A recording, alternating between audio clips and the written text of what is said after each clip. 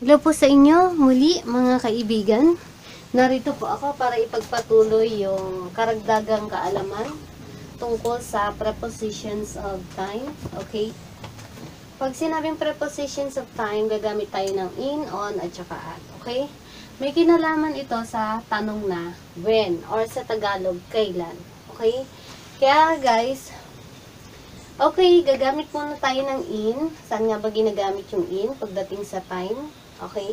Kanina yung diniscuss ko yung prepositions of place. Okay? Gumamit tayo ng in, on, at saka at. Okay? Ngayon naman, prepositions of time, gamit yung in, on, at saka at.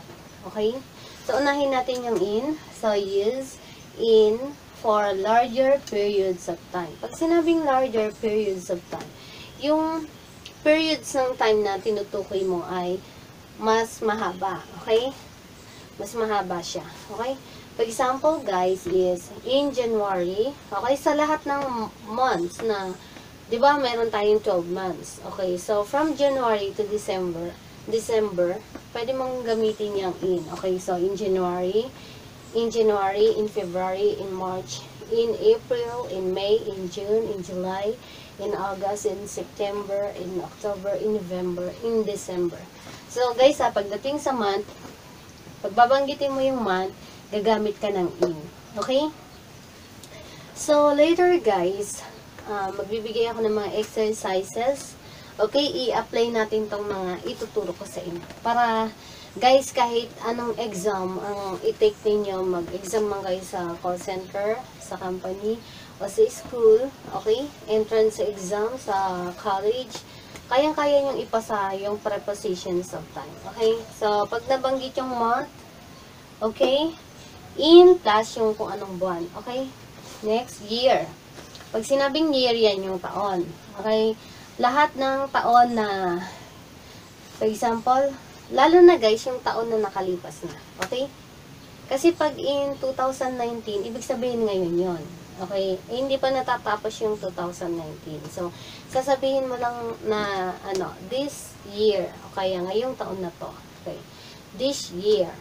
Yan, mostly ginagamit yung kasi at present tayo. Pero yung mga nakalipas na taon, for example, yung in 2018, okay, in 2017, in 1941, in 1952, in 2005, in 2011, in 2015. So, tapos na yun guys. So, lahat ng taon na babanggitin mo, na tapos na, gagamit ka ng in. Okay? So, in. Next, decade.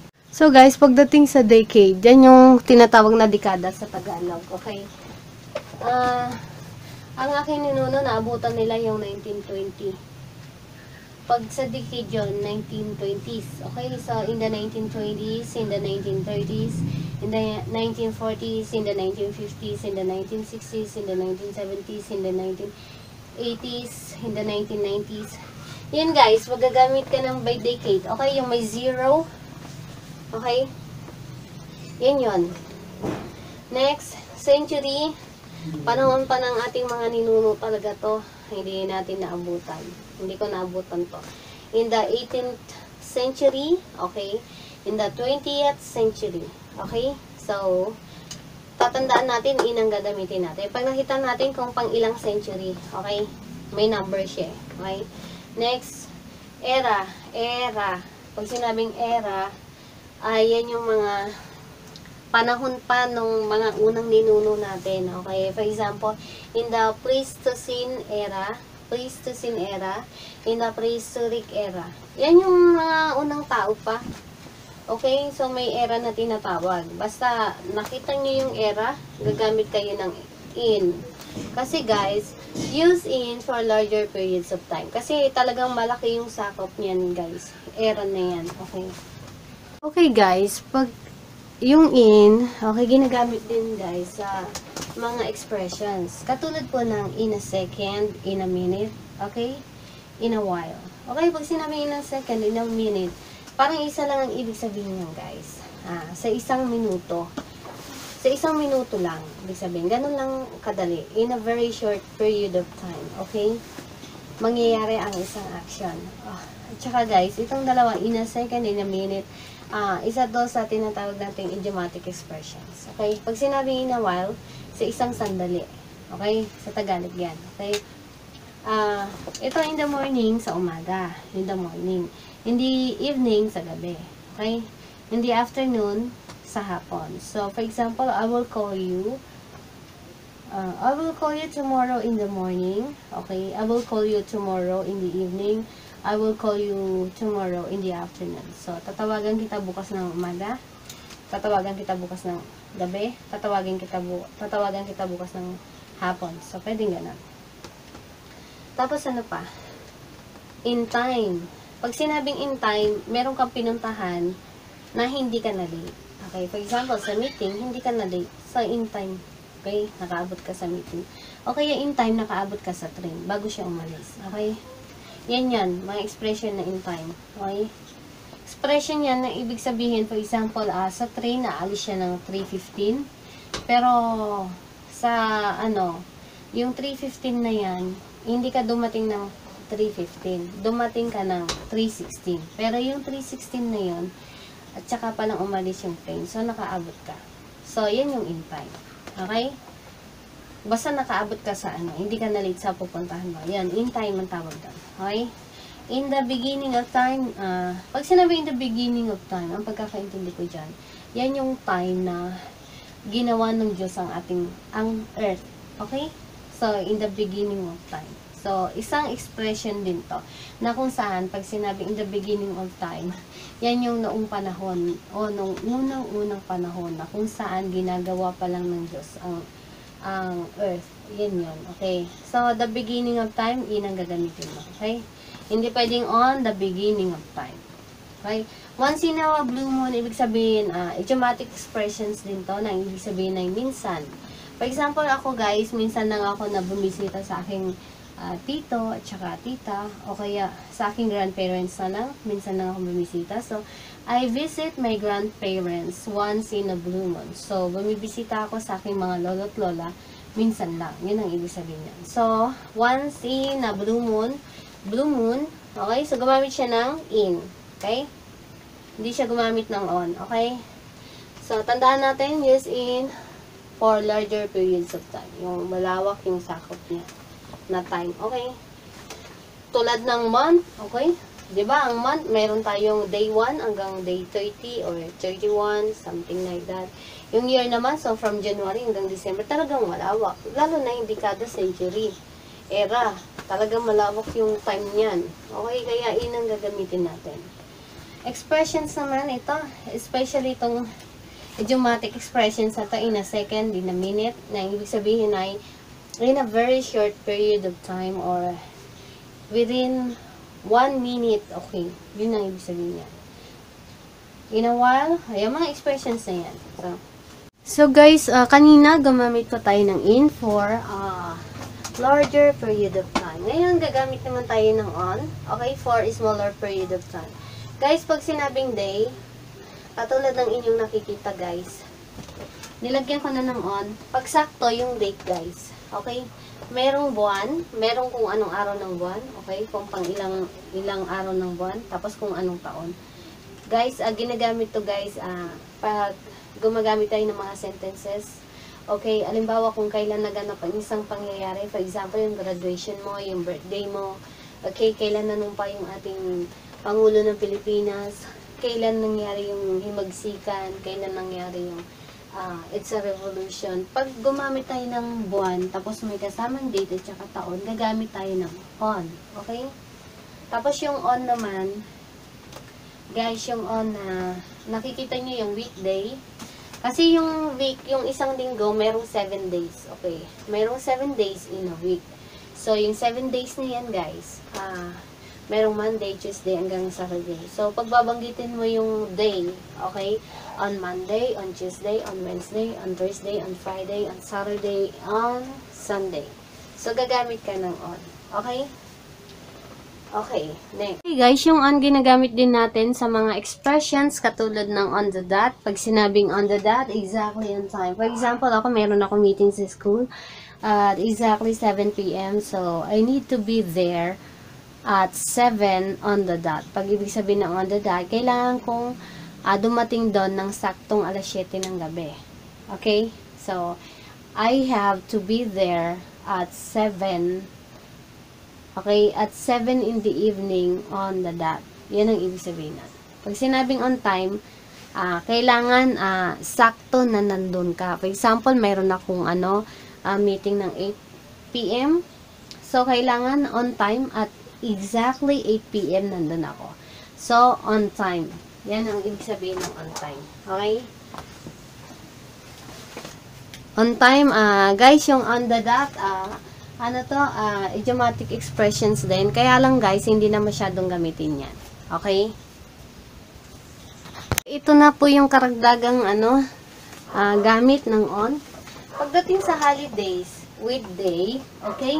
Yung holiday, pangalan ng holiday, may kasamang day. Okay? For example, guys, on New Year's Day, on Christmas Day. Bakit nagkaganon, guys? Kasi, yung New Year's Day, kailan ba yung New Year's Day? Diba January 1? So, sakto yung date niya. May pangalan ng buwan, tapos kung anong date. Okay? On January 1. Okay? Christmas Day naman, on Christmas Day. Kailan ba yung Christmas Day natin? Diba December? Nagse-celebrate yung mga tao ng Christmas Day on December 25. So, may pangalan ng buwan, tapos mayroong date. Okay?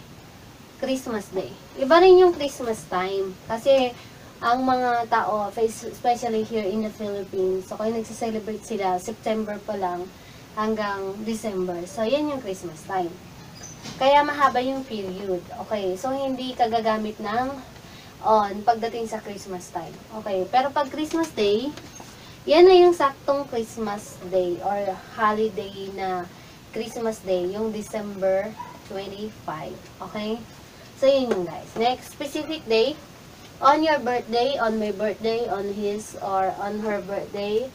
Kasi guys, on your birthday, kasi yung birthday mo, isa lang yan. Okay? For example, January 25. Okay, ang birthday mo on January 25. So, gagamit ka ng on. Kasi, ang buwan ng birthday mo, January, tapos may 25. So, January 25. Kailan pa? Halimbawa, birthday mo, February 1. February, tapos may date yung February 1. So, yung birthday mo, guys, hindi maraming araw, kundi isang araw lang yan. Tapos, kompletong date pa, may buwan, tapos merong date. Kaya, on your birthday, on ang gagamitin natin. Okay? Hindi mo naman pwedeng sabihin na, ang birthday ko sa December. Hindi ka na mag-celebrate ng birthday mo from December 1 to December 31. So, ang birthday mo talaga ay may specific date na kung saan merong pangalan ng buwan at merong ding date. So, nagigets nyo guys ha? So, hindi tayo nalilito dyan sa specific day ng birthday natin. Okay? Next, day plus period of day. Guys, kanina meron akong diniscuss sa inyo yung gamit ng in. So, merong in the morning, in the afternoon, in the evening. So, gumamit tayo ng in. Okay? Ngayon naman guys, pangalan daw ng day, halimbawa Monday, Tuesday, Wednesday, or Sunday, ganyan. Plus, merong period of day, kung umaga ba siya, tanghali, or hapon. So, ito guys, for example, on Monday morning, okay, on Monday morning, on Monday afternoon, on Monday evening, okay? So, may pangalan ng Monday or day, plus yung kung anong period ng day, kung umaga ba, tanghali, or gabi. Okay? So, gagamit ka ng on. Pero kung walang Monday, guys, yung morning, afternoon, evening, in lang ang gagamitin mo. In the morning, in the afternoon, in the evening. Pero kung merong day, okay? Specific yung day, tapos merong pang period of day. Okay? So, kahit na anong araw, guys, ang ilagay mo dyan. Kaya nga iniba-iba ko, guys, eh. Pwedeng Wednesday, pwedeng Tuesday, okay? Okay, basta pangalan ng araw, from Monday to Sunday, plus kung anong period of day, kung umaga ba, tanghali, or gabi. Okay? So, yun guys. On ang gagamitin mo. Tapos, guys, nakikita nyo may S. Ibig sabihin ng Monday mornings, every Monday ng umaga. Okay? Halimbawa, on Tuesday afternoons, o, ibig sabihin, every Tuesday ng hapon. On Sunday evenings, okay? On Sunday evenings, kasi may S, pwede mo lagyan ng S yan, guys. For example, ito, on Sunday evenings, pwede kong tanggalin tong S na to. Okay? Pwede mo idagdag yan dito. Okay? Ibig sabihin ng on Sunday evenings, every Sunday ng gabi. So, tuwing linggo ng gabi. So, paulit-ulit yan na linggo ng gabi. Kaya may S, kasi paulit-ulit siya na linggo ng gabi. Pero kung walang S, okay? Ngayong Sunday lang ng gabi. Hindi na maulit sa susunod. Okay? Hindi siya habitual. Okay? Yan yun guys. Kaya pwedeng lagyan ng S kung laging nauulit yung ganon. Next. So, guys, naiintindihan nyo guys Ako guys naiintindihan ko guys. Basta maglagay ka ng araw, pangalan ng araw. Tapos kung anong bahagi ng umaga ba o tanghali or gabi. Okay? Okay guys, ginagamit din to guys pag ito, time. Under ng time guys, yung on the weekend at saka on the weekends. Katulad ng sabi ko guys, yung may S, nauulit-ulit siya na every weekend nangyayari yung isang bagay. So, guys, on the weekend, pag sinabing weekend, yun yung Sabado at saka Linggo, na kung saan walang pasok sa school. Okay? O kaya walang pasok sa office. Okay? Kaya on the weekend. Okay? On the weekends, ibig sabihin, tuwing Sabado at Linggo yan. So, paulit-ulit. Okay? Kaya may S yan. Next, guys, may American English. Okay? Pag American English, guys, on ang gagamitin natin. Pero pag British English, guys, at the weekend or at weekends. So, gagamit ka, guys, ng at pag British. Okay? So, alin man sa dalawa, guys, tama yung gamit niyan ng at saka on. Kasi, yung American English, acceptable kasi, guys, yung American English at saka British English. Okay? So, alin man sa dalawa, pwede mong gamitin. Tapos guys, ang pinagkaiba lang nito, on the weekends, may the dito. Itong at weekends naman, pagdating sa British English, okay, wala siyang the. At the weekends, wala. At weekends lang. Okay? So, yun yung guys, pinagkaiba. So, under tayo guys ng on. Kaya lang, dinescribe ko lang to. Okay? Para hindi tayo malito dyan. Okay? Hello guys, ito na po yung gamit ng at. Okay? Ang sabi dito guys, use at for precise period of time. Pag sigurado ka kung anong oras talaga. Okay? Kung kailan talaga. Kasi guys, yung pinag-uusapan natin dito na at sumasagot sa tanong na kailan. Pag sigurado ka kung kailan guys, okay, gagamit ka ng precise at. Okay? So, ito na yung gamit guys ng at. Okay, hours or time of day. For example, at 7 a.m. At 10 o'clock in the afternoon. At 6 in the morning. Okay? So, guys, sakto, diba? 7 a.m. saktong alas 7. So, alam mo kung kailan talaga. So, ginagamit to guys pagka bumanggit ka ng oras. Okay, saktong oras. Basta may nakalagay kung anong oras. For example, magkikita tayo mamayang alas 7 ng umaga, ay mamayang alas 7 ng gabi. Okay? So, at 7 p.m. So, sakto. Okay? Basta tandaan nyo guys, basta may oras, gagamit ka ng at. Okay?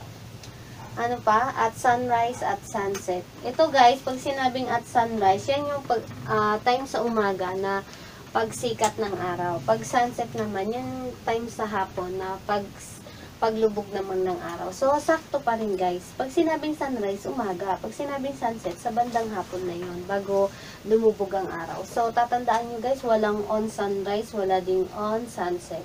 At ang gagamitin nyo. Okay? Kasi precise period of time yan guys eh. Okay? Sigurado ka na yung oras na yon. Okay? Okay guys. Next guys, ito na tayo guys. Pag sinabing at the weekend, at weekends. Okay guys, tandaan natin guys meron tayong tinatawag na American English at saka British English. Both are acceptable. Okay, so at the weekend, pag sinabing at the weekend, Sabado at saka Linggo yun. So, at the weekend, sa Sabado at Linggo yun. Pag sinabing at weekends, tuwing Sabado at Linggo. Okay? Tuwing. So, ibig sabihin, paulit-ulit na, tuwing weekend. Pag American English naman, on the weekend, ibig sabihin, sa Sabado at Linggo. On the weekends, tuwing Sabado at Linggo. So, guys, alin man sa dalawa, on man or at, Okay? Parehas na acceptable. Kaya lang, pag sinabing at weekends, yung isa naman on the weekends. So, guys, it's not acceptable pag sinabing mong at the weekends. Okay? Mas advisable kung gagamit ka ng the is on the weekends. Okay, at weekends lang. Okay? So, guys, tandaan nyo yan, guys, ha? May pinagkaiba lang ng konti. Itong at weekends, wala nang the. Dito naman, on the weekends, meron. Tapos, guys, ginagamit din yung at, okay? Parts of a day. Pag sinabing parts of a day, okay, hindi yan yung in the morning, in the afternoon, in the evening. Okay, hindi yan, guys. In naman ang ano niyan, guys. Okay, gamit yung morning, afternoon, at saka evening. In naman ang ginagamit doon. Okay? Pag night, noon, midnight, okay, gagamit tayo ng at. So, isa sa ulo natin yung, guys, at night, at noon, at midnight. Okay? Ano pa? At bedtime, at breakfast, okay? Merong time na dito, time, dalawa, okay? At bedtime, at dinner time. Pwede rin tong lagyan ng time, breakfast time, at lunch time, okay? So, basta may time na ganyan. Bedtime, dinner time, breakfast time, lunch time, gagamit ka ng at. Pwede rin at breakfast, at lunch, okay? At dinner, pwede rin ganun, guys, okay? So, tatandaan natin, guys. Diba, guys, madali lang kung saan ginagamit yung time na at, preposition of time na at. Sasahuluhin mo lang yung time, yung time na to, time na to. Isa sa ulo mo lang, guys, na kapag ka binanggit yung time, kung anong oras, gagamit ka ng at. Okay? Pag binanggit naman yung paglubog at pagsikat ng araw, gagamit ka rin ng at. Tapos, pag inanggit din naman yung weekend or every Saturday and Sunday, gagamit ka rin ng at. Pwede rin on. Tapos yung night, noon, midnight, okay? Ito lang isa sa ulo mo lang, guys. Okay? Tandaan lang, guys, yung bedtime, dinner time, so may time, okay? Pag bedtime, yan yung panahon ng pagtulog. Dinner time, yan yung panahon ng pagkain sa gabi. Okay? Breakfast time, yan yung panahon ng pagkain ng umaga or almusal. Lunch time, yan yung panahon ng pagkain naman sa lunch. Kaya lang, guys, hindi ko na nilagay yung breakfast time, okay? Kasi, guys, pwede mong gamitin to at breakfast or at breakfast time. Pwedeng at lunch or at lunch time. Pwede ring at dinner or at dinner time. So, kayo na, guys, bahala maglagay. Okay? Basta tandaan nyo lang, guys, yan para ma-perfect yung prepositions of time. Tapos, guys, ang susunod kong video, guys, gagawa ko ng exam para sa prepositions of time. Okay? Mamaya sasagutan natin. Basta nagawa ko na, guys, ha? Para ma-perfect natin yung prepositions. Okay? Guys, ito na po yung exercises na aking ginawa. Sagutan na natin. Excited na ako. Okay, number 1. It was popular blank the 18th century. Pag sinabing century, guys, tandaan natin yan. Pagdating sa century, gagamit. Guys, ito na po yung exercises na aking ginawa. Sagutan na natin. Excited na ako. Okay, number 1. It was popular blank the 18th century. Pag sinabing century, guys, tandaan natin yan. Pagdating sa century, gagamit tayo ng in. Okay? Next, Peter arrived blank time. So, ibig sabihin ng time, di ba, may nabanggit tayo kanina, on time. Pwede rin in time. Guys, may tinatawag din na in time, okay? May pinagkaiba yung on time at saka in time. Pag in time, guys, for example, yung train, aalis na ng 3:15, kaya lang 3:16 ka dumating. Kaya lang, yung 3:16 ng hapon, at saka palang umalis yung train. So, umabot ka pa rin kahit na late ka. So, in time. Okay? Pag sinabing on time naman, saktong, alimbawa, 3 ng hapon, okay, 3 ng hapon, naalis na yung train. So, eksaktong 3, dumating ka. So, on time ka. Okay, yun ang pinagkaiba ng on time at saka in time. Okay? So, okay, pero ginagamit pa rin yung in time. Okay? Or on time, pagdating sa time. Okay, magkaiba lang yung ibig sabihin. Okay? So, guys, kahit alin naman sa dalawa, on time or in time, tama pa rin. Okay, tama yung grammar niya. Ha? Huwag niyo pong, tawag dyan. Style na yun. Number 3, let's celebrate blank Tuesday. So, pag binanggit yung araw, kung anong araw, Huwag yung kakalimutan from Monday hanggang Sunday. Pag binanggit yung araw, on ang gagamitin natin. Okay? Peter visited his friend Jenny. Ito si Peter daw, binibisita niya yung kanyang kaibigan na si Jenny. Kailan? Once in a blue moon. Okay? Inang sagot dyan. Kasi yung once in a blue moon, okay, once in a blue moon, ano yan? Idiomatic expressions. Ibig sabihin, minsan lang. Okay? I'll be ready in blank a minute. So, pwedeng, yung in a minute, di ba expression din yan? In a minute, in a second, okay, ibig sabihin sandali lang. Okay, sandali lang at makakapag-ready na ako, ibig sabihin. Okay? Next, her birthday blank. Her birthday is blank, June 1, 2001. So, pag binanggit mo kung kailan yung birthday mo at nakalagay doon kung anong buwan, tsaka kung anong araw. So, on ang gagamitin mo. Okay? Next, we get up blank the morning. Tapos, we go to bed blank. We go to bed blank the evening. So, tandaan natin yung bahagi ng araw na in the morning, in the afternoon, in the evening. So, in ang gagamitin. Okay? In. Okay? Next. Breakfast is served blank 7 o'clock. So, pag may binanggit ko anong oras, tandaan natin at. Okay? Saktong-sakto kasi kung kailan talaga eh. At 7 o'clock. Siyempre, breakfast, siguradong umaga yan. Okay? So, hindi mo na kailangan silagay na in the morning. Kasi breakfast nga ang pinag-uusapan. So, sa umaga talaga yan. So, breakfast is served at 7 o'clock. Okay? Next, they play basketball blank the weekend. Pag sinabing weekend, yan po yung Sabado at saka Linggo. Okay? Sensya na guys, medyo maingay ang aking paligid na po. Okay? They play basketball blank the weekend. Okay? So, Sabado at saka Linggo yun. So, pinag-usapan natin guys, pag sinabing weekend, pwedeng gamitin natin yung at or on. Okay? Yung at, yan yung British English. British English. Okay? Yung on naman, yan yung American English. So, both are acceptable. Okay? Pero kung pipili ka ng isa lang, kung ako sa inyo, on na lang gagamitin ka. Okay? Kasi, parang mas maraming gumagamit ng on kaysa sa at. Pero, parehas lang na tama ang grammar. Okay? My parents were married blank 1975. So, binanggit dito yung year. So, pag year, in ang gagamitin. Okay? Halimbawa, in 1975, in 1981, okay? In 1996. Okay? They met blank the first day of school. So meron yung first day, second day, third day. Pag nabanggit yung kung pang ilang araw, gagamit ka dyan ng on. Okay? So, sila ay nagkita sa unang araw ng pasukan. Yan ang ibig sabihin din. Pwede rin they met on the second day of school. Okay? So, I visit my parents blank Sunday evenings. Pag sinabing sa Sunday evenings, tuwing Sunday ng gabi or tuwing Linggo ng gabi. So, paulit-ulit yan na tuwing Linggo ng gabi, bumibisita ako sa aking parents. Kaya ang gagamitin natin dito guys ay on. Kasi guys, pag evening lang, di ang gagamitin natin in. Kaya lang, itong Sunday, pangalan ng day plus part of the day. Yan yon. Kaya, Sunday evening, kahit walang esto, Sunday evening lang. Pwede rin. Okay? On pa rin.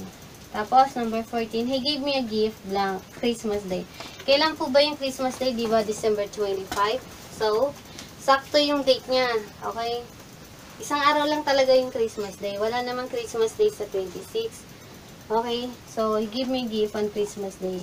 So, sineselebrate yung Christmas Day ng mga Catholic, okay, tuwing 25 of December or 25 or December 25 or ayan, December 25. So, merong buwan, merong ding date. So, sakto siya. Kaya gagamit ka dyan ng on. Okay? On.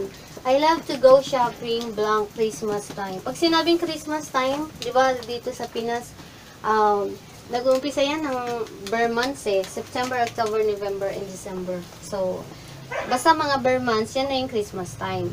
Okay? Especially pag November. Okay, November talagang malapit na. So, Christmas time talaga yan. So, ang sagot dito guys, hindi siya on. Okay?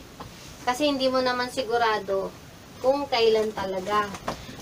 Malawak yung Christmas time. Kaya ang gagamitin natin dito ay in. Okay, pinag-aralan natin na larger period of time, in ang gagamitin. Okay, this song was popular blank 1980s.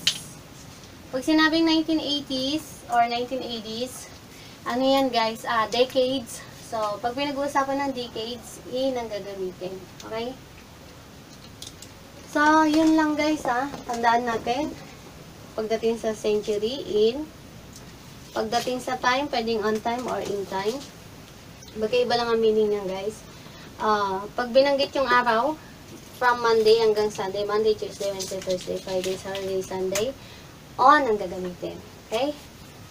Ito yung once in a blue moon, yan, idiomatic expressions, in lang talaga yan. Okay, ibig sabihin minsan lang. I'll be ready in blank a minute. Kasi guys, once in a blue moon, parang matagal yung pagitan bago niya gawin yung isang action. Once in a blue moon. Okay, ang tagal ng pagitan yan. Minsan lang talaga. Okay, so, yung action na yan, visited. So, once in a blue moon, yung parang, halimbawa, bumisita si Peter kay Jenny ng December 2005. Tapos, binisita niya ulit si Jenny ng December 2015. So, di ba parang ang laki ng pagitan. Hindi niya araw-araw binibisita, hindi buwan-buwan, hindi taon-taon. Basta mahabang panahon yan. Kaya, mahabang panahon na minsan lang yung gawin. Kaya, once in a blue moon. Okay? I'll be ready in a minute. So, tandaan natin in a minute, in a second. Okay? Pwede rin in an hour. Okay? I'll be ready in an hour. Pwedeng ganun. Okay? Sa loob ng isang oras. Okay? Her birthday is on. Pag sinabi mo kung kailan yung birthday ng isang tao at binanggit mo yung buwan at saka yung date. Okay? Kung anong araw or anong date niya. Kung 1 ba or 30. Basta kung anong date niya. Okay? On ang gagamitin. Tandaan natin yung in the morning, in the afternoon, in the evening. In ang gagamitin natin. Okay? Breakfast. Gagamit tayo ng at breakfast, at lunchtime, okay? At breakfast, at lunch, at dinner, ayan. At bedtime, at noon, at midnight, yan. Tatandaan ko yan guys. Next, weekend naman, pwedeng on the weekend or at the weekend. Okay, my parents were married in 1970. Tandaan natin yung pagka-May, pagka-taon, year, or months, okay? Gagamit ka ng in. They met on the first day of school. Okay? Pag sinabing the first day of school, second day, ayun. Kung pang ilang araw, first day, second day, third day, fourth day, fifth day. So, gagamit ka ng on. Okay? I visit my parents on Sunday. Tandaan natin, guys, Sunday evenings, pwede natin palitan ka ng Monday evenings, Tuesday evenings, ganon. Okay? Give me a gift on. Ang pinagkaiba ng Christmas Day tsaka Christmas time guys, yung Christmas Day, siguradong December 25 yun. Christmas time, depende yan guys kasi sa Pinas from September hanggang December, nagsiselebrate na sila ng Christmas time. So mahabang preparation na yan ng Christmas time nila. Kaya dahil sa mahaba, larger period of time yung tinutukoy dyan, so inang gagamitin natin. Tayo pagdating sa mga dekada, 1980s, 1990s, 1970s, okay, yun ang gagamitin natin. So, yun lang guys. Marami pong salamat sa pakikinig.